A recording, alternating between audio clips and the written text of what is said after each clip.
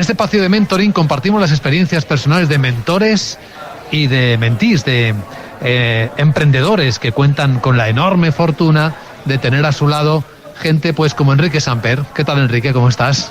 Estupendamente, muchas gracias por la invitación. Bueno, Enrique Samper es nuestro primer emprendedor invitado hoy.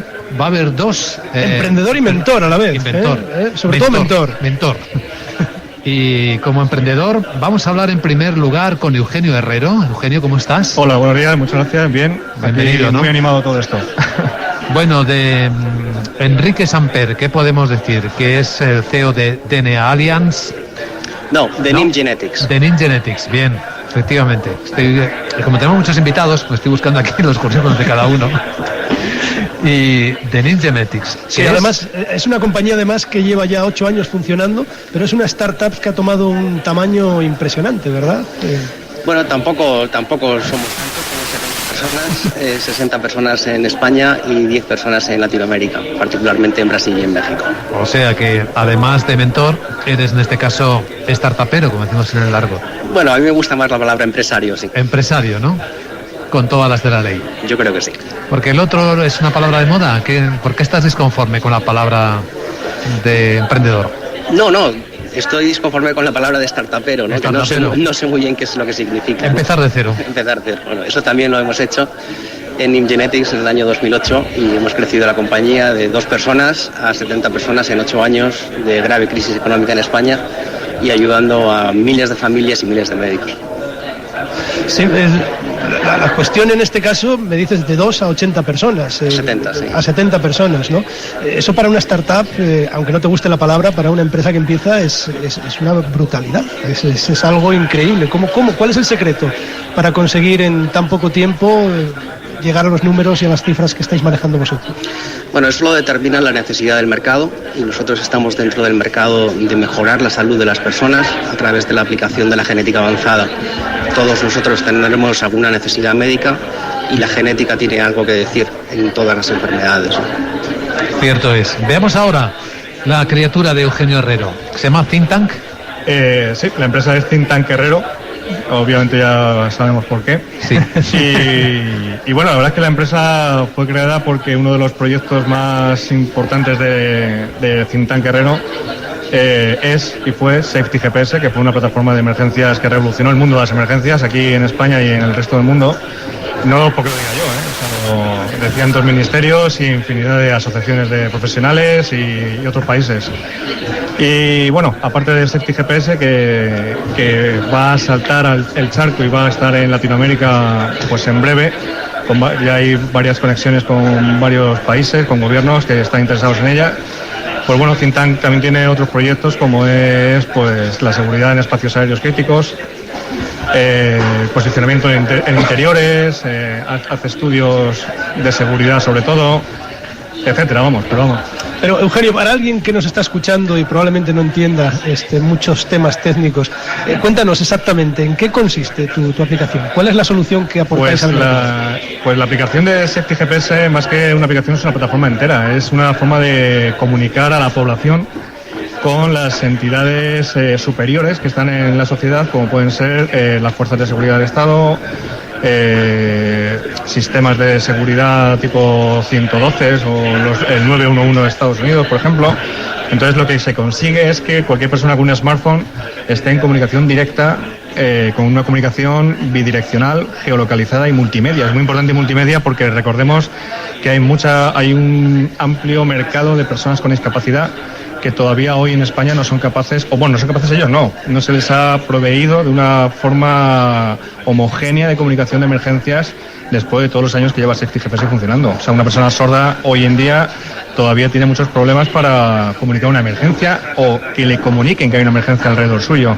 Entonces lo que la plataforma Safety GPS hace y hacía es exactamente eso, es avisar a la gente con antelación de que existe un problema cerca suyo o que esa población sea capaz de decirle a las autoridades que existe un problema para poner una solución acorde a ella. Optimización de recursos, Smart Cities. Bien, es una comunicación en tiempo real, vamos. Tú me decías antes de entrar en el programa que el caso que se dio en Seseña con aquella quema de neumáticos, el atasco que hubo de la gente respirando, todo aquello, no se hubiera producido si hubieran... Efectivamente, o sea, independientemente que aquí en España exista una aplicación muy parecida a Safety GPS, curiosamente, sí que es cierto que el 112 inverso todavía no está aplicándose como tal y como lo produjo Safety GPS. O sea, Safety GPS fue la primera plataforma a nivel mundial que proveía de 112 inversos geolocalizados. O sea, eso es algo que hemos estado viendo, por ejemplo, en terremotos en diferentes países. Pues Safety GPS era capaz de no solamente avisar con el pequeño tiempo que nos dejan los expertos en terremotos, por ejemplo, o en calamidades, era capaz de decirle a la gente donde estaba pasando qué tenía que hacer. Porque lo más importante en una emergencia no es solamente decirle a la gente qué va a pasar, sino qué tiene que hacer en ese caso. Claro. ¿Por qué? Porque lo primero que cae, y tenemos un experto en comunicaciones a mi derecha, lo primero que cae son las voces de las líneas de voz, porque se saturaban. Entonces, a través de datos, y no hace falta mucho ancho de banda, como él puede explicar perfectamente, Rubén, Safety GPS usaba tan poquito ancho de banda que era capaz de llegar a todos los smartphones de esa zona en tiempo real, diciendo a cada uno lo que tenía que hacer. Y en formato multimedia para personas sordas, con iconos para personas con discapacidad intelectual, etcétera. O sea, era la plataforma dicha por dos ministerios, el de Sanidad y el de Interior, la plataforma definitiva de emergencias. ¿Qué ha pasado? Pues que... Ahora nos lo cuentas. Como se suele decir en casa de herrero, cuchillo de palo. Vaya cosas.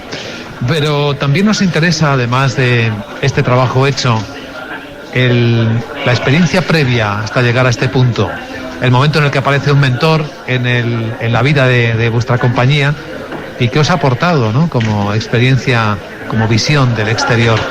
Pues la verdad es que la figura de mentor es muy importante. Primero porque los que emprendemos un proyecto, una misión o como lo quiera llamar, una startup o tal, estamos muy centrados en lo que conocemos nosotros mismos.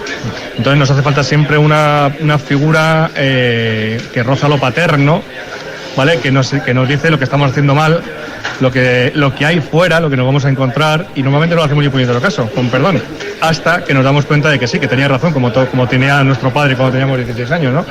Entonces sí que es cierto que es una figura que es imprescindible, y yo, animo a todos los que están emprendiendo su propia startup o su propio negocio, su propia empresa, su propia idea, por así decirlo, que verdaderamente busquen mentores que verdaderamente sientan lo que hacen. O sea, que no vengan diciendo, mira, yo te mentoreo, como digo yo. No, que verdaderamente sientan que van a ayudarte a ver lo que hay más allá de lo que tú conoces. Eso es importantísimo. No sé si es la 1 de julio que escuchamos esa definición del mentor, algo que roza casi lo paterno. Es que fíjate que Enrique ponía cara así como que no, parecía que algo le movía dentro, ese concepto.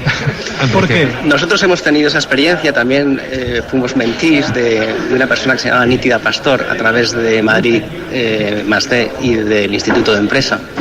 Porque claro, cuando uno empieza un proyecto, normalmente sale o bien de una escuela de ingeniería o de algún otro proyecto digamos previo, ¿no? Muchas veces académico. La verdad es que es una figura, la del mentor, necesaria, porque cuando uno sale de la academia tiene poquísima experiencia en lo que se va a encontrar, y lo importante es la experiencia, ¿no? Sobre todo en el mundo de los negocios es absolutamente vital. Nosotros hacemos algo de mentoring, pero también seguimos escuchando a mentores, tanto externos como internos, ¿no? Independientemente de que ya tengáis una empresa más o menos consolidada, sigues buscando la opinión de terceros que te ayuden. Absolutamente, porque esto nunca acaba con una empresa de 50 o de 20, o que esté en break-even o que esté en beneficios. No, esto, si tú quieres seguir creciendo, cada día tienes un nuevo reto y hay gente que tiene más experiencia que tú que puede aportar al proyecto. Y en tu caso, Enrique, ¿en qué momento empezaste a ser mentor? ¿Por qué lo hiciste? Bueno, he sido mentor de personas y de algunos proyectos básicamente por el interés de replicar lo que yo he aprendido y sigo aprendiendo, para que la gente, bueno, pues tenga una visión diferente y a lo mejor les pueda ahorrar algún error, ¿no?, que cometemos muchísimo los emprendedores. Por ejemplo. Pues por ejemplo, el no buscar capital profesional al principio, el diluir la estructura de equity demasiado en el proyecto, no tener a personas a tiempo completo en el proyecto, hay muchas cosas en la vida del emprendedor que, como normalmente es la primera vez que lo haces, porque en España hay muy pocos emprendedores en serie o serial entrepreneurs que se llaman, pues uno comete muchos errores, como es normal cuando uno hace una cosa por primera vez. Sí, fíjate que me llama la atención que has dicho capital profesional, y recientemente a Carlos Blanco, uno de los inversores más reconocidos que hay aquí en este país, era justo una de las cosas que decía: tener cuidado con la financiación, huir de los amigos, de la familia, de toda esa gente que de alguna forma os quiere y tenéis alrededor, y buscar ese capital profesional. ¿A qué te refieres exactamente cuando hablas de buscar ese?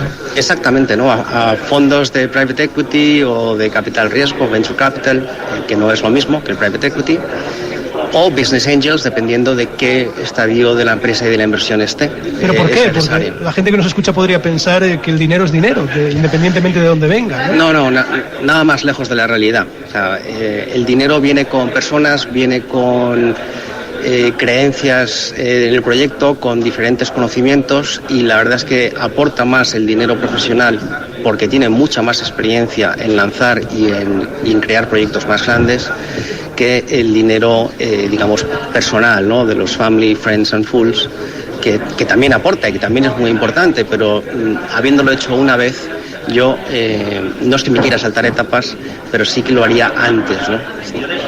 Sí, incluso decían que cuidado con el crowdfunding, porque luego puede hipotecar el crecimiento futuro de tu organización. Ahí no tengo experiencia, no os puedo decir, no hemos metido a crowdfunding o crowdlending dentro de la compañía. ¿Pero alguna idea tienes al respecto? Bueno, yo es que creo que los inversores que ponen su dinero, una cantidad sustancial de dinero, sea un business angel o sea un venture capital, aportan mucho más que dinero. Una atracción, ¿no? Aportan su experiencia, sus contactos, sus experiencias positivas y negativas, y de alguna manera pueden ser mentores del proyecto. Al fin y al cabo, el dinero más barato es el que consigues de un banco. También, pero tiene que estar, la estructura financiera de la compañía tiene que estar equilibrada entre deuda y capital, ¿no? ¿Tiene mucho que ver, Enrique, estos errores que cometen los emprendedores en serie, casi nos lo has dicho así, con una deficiente formación para emprender en esta cultura, en la española? Yo creo que también.